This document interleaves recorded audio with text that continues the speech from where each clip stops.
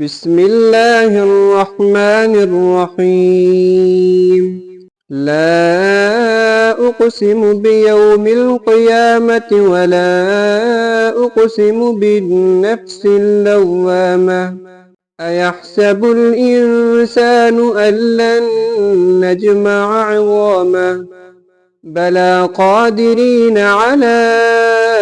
أن نسوي بنانه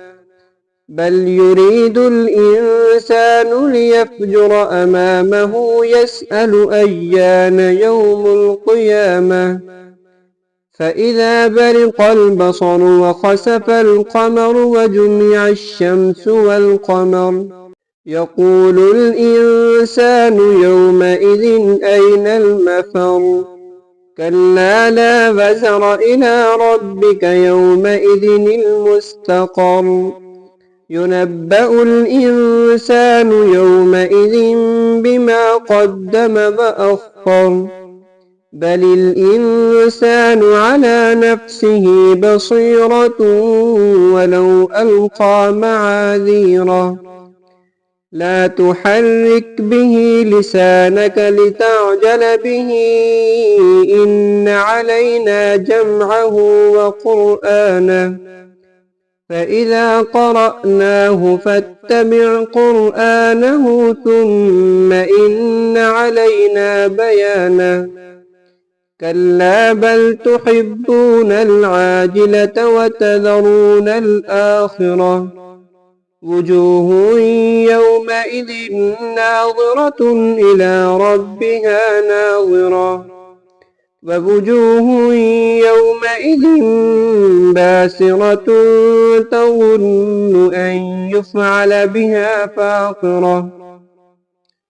كلا إذا بلغت التراقي وقيل من راق وظن أنه الفراق والتفت الساق بالساق إلى ربك يومئذ المساق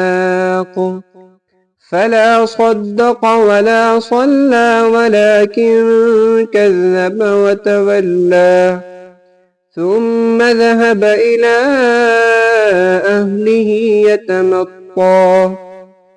أولى لك فأولى ثم أولى لك فأولى أيحسب الإنسان أن يترك سدى ألم يكن نطفة من مني يمنى ثم كان علقة فخلق فسوى فجعل منه الزوجين الذكر والأنثى أليس ذلك بقادر على أن يحيي الموتى